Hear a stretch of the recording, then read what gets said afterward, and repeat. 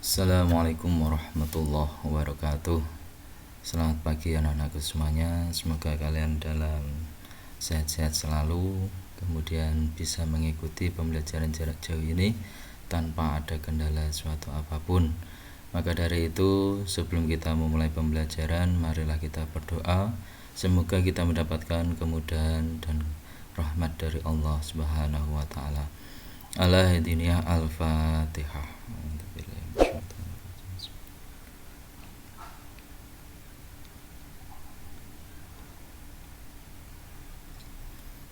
Cukup anak-anakku semuanya, kita akan melanjutkan pembelajaran kita masih dalam pelajaran pendidikan Pancasila dan kewarganegaraan kelas 7.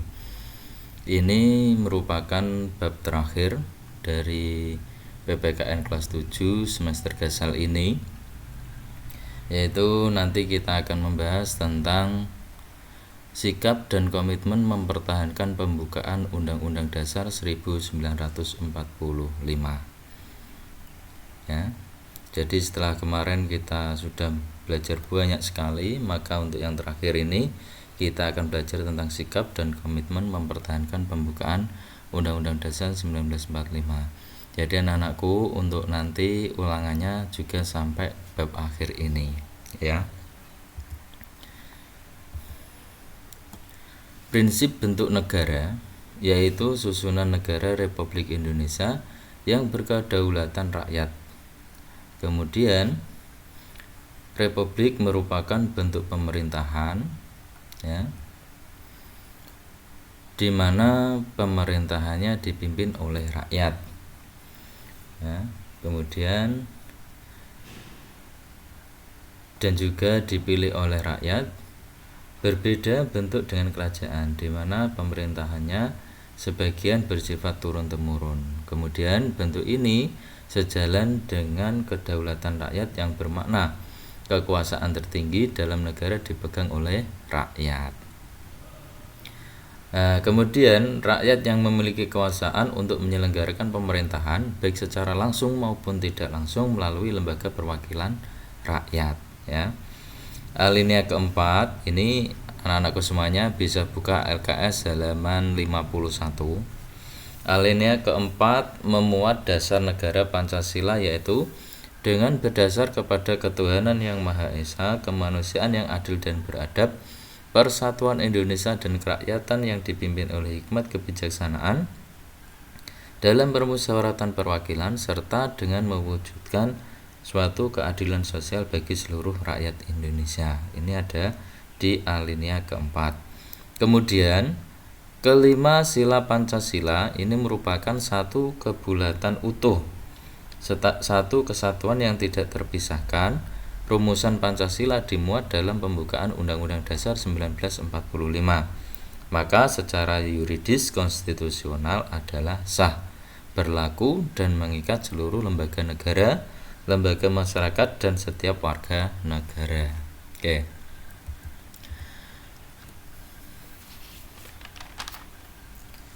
Sikap dan komitmen untuk mempertahankan pembukaan Undang-Undang Dasar Negara Republik Indonesia tahun 1945 ini dapat dilihat dari proses perubahan Undang-Undang Dasar 1945 yang melahirkan kesepakatan dasar dalam perubahan tersebut. Jika tidak ada kesepakatan dasar yang disepakati sebelumnya, perubahan tidak memiliki ketentuan yang jelas. Kemudian, perubahan Undang-Undang Dasar 1945 muncul dari adanya tuntutan reformasi yang salah satu di antaranya menginginkan adanya perubahan Undang-Undang Dasar.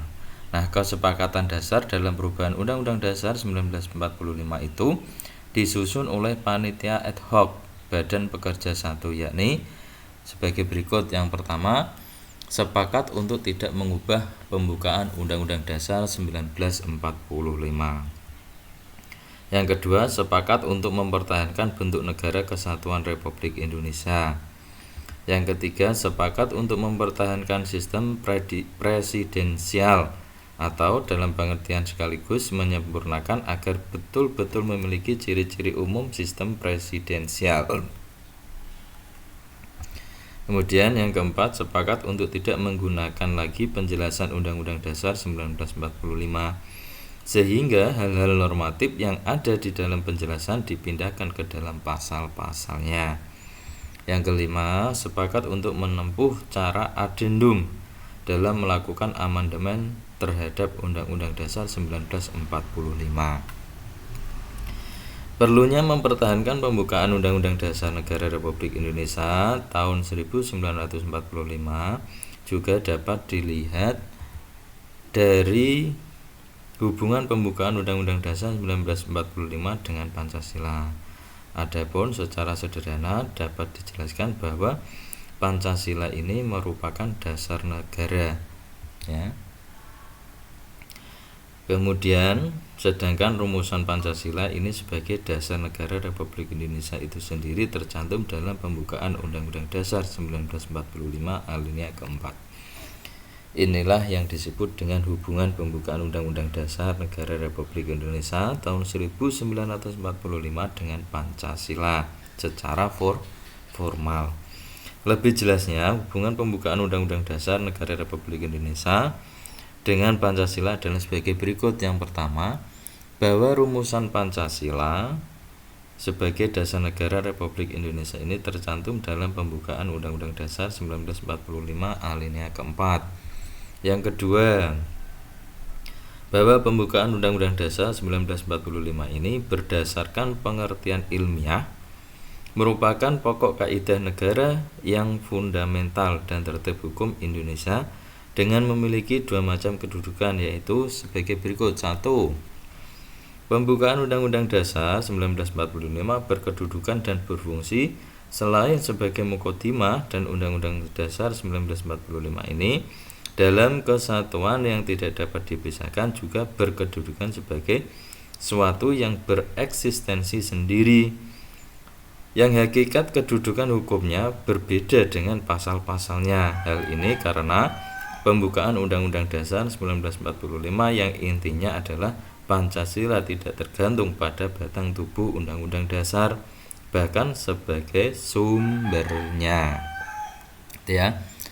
Kemudian yang kedua, bahwa Pancasila dengan demikian dapat disimpulkan memiliki hakikat, sifat, kedudukan, dan fungsi sebagai pokok kaidah negara yang fundamental, yang menjelmakan dirinya sebagai dasar kelangsungan hidup negara Republik Indonesia yang diproklamasikan pada tanggal 17 Agustus tahun 1945.